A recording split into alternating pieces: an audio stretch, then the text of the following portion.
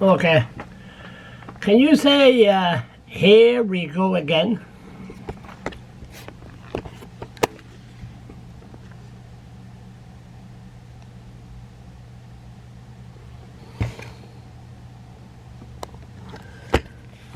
Okay. I shouldn't set this thing up. I shouldn't do this. Never had my coffee. What a wake-up call. And I hear it on the radio. But let's see this story here. Big headline published 2 hours ago. Here we go. Early this morning. And the CBC is at it again. Big headline for hundreds of homeless people. Special care home for hundreds of homeless people. Now people got a short memory. 2 or 3 years ago, I think it was 2 years ago, they opened their Fredericton High School for homeless people, metheads. And they caused $20,000 in damages, okay? The $20,000 in damages. Anyway, maybe it was more, but I'll find out more now that Dominic Cardy is no longer there. But this thing here, let's see if they mention the CBC. They play violin in the back, and they don't mention crystal meth. Maybe they'll mention, if they mention drug addiction, that could be anything. Anyway, let's see how they do it. I never read this. The special care homes have vacant rooms and want to help those in need in supportive housing for this winter. Ain't that sweet? Oh my God.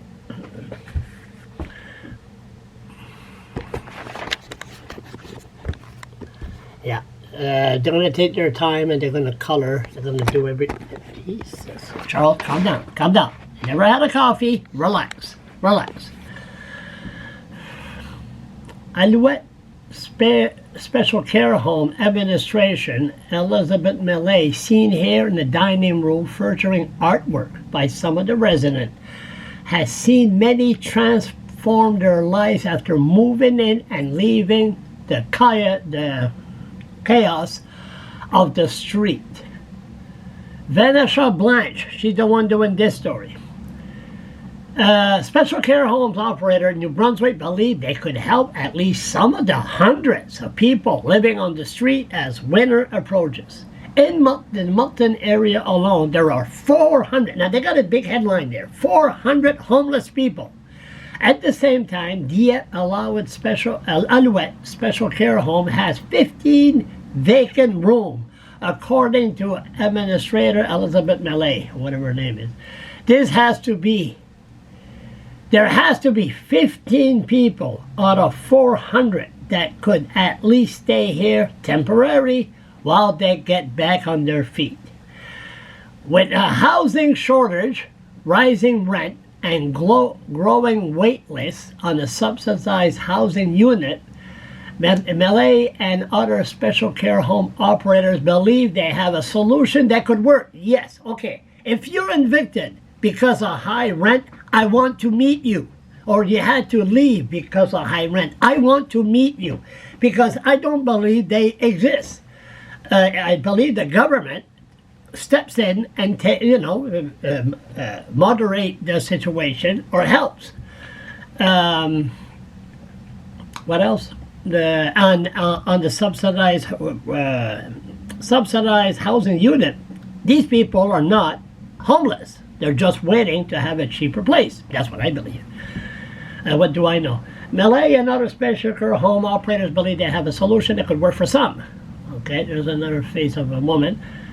Jane Sally, president of New Brunswick Special Care Home Association, says many homes could help people who want to move out of the emergency shelter to stabilize their lives. In New Brunswick, there are 6,000 beds in 400 special care homes and between 700 and 800 vacancies.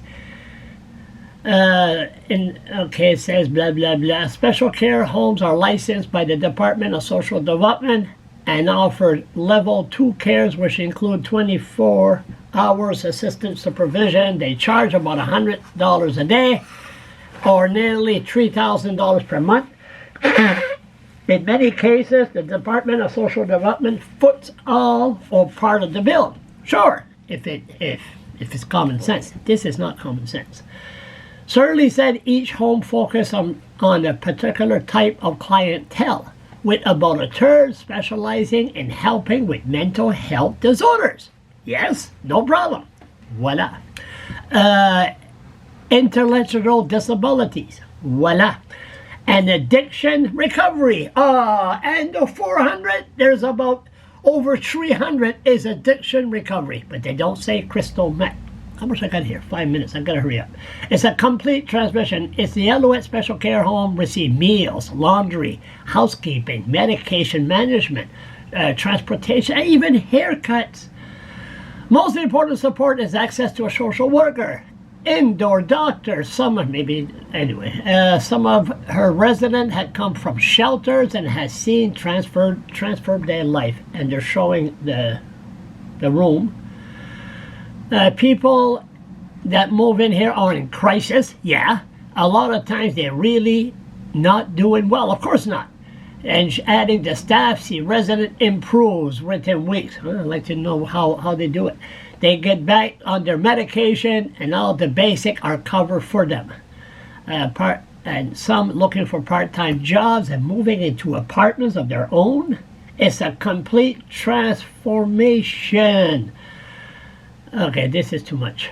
It's too much, and I'm running out of here. I'm running out of time.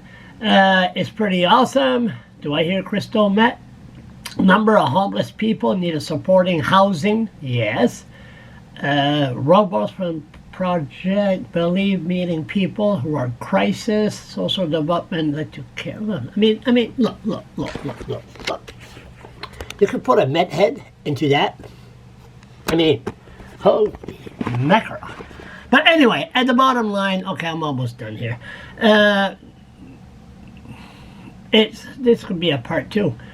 Okay, recently had to evict several residents who were using drugs. Oh, don't say crystal meth.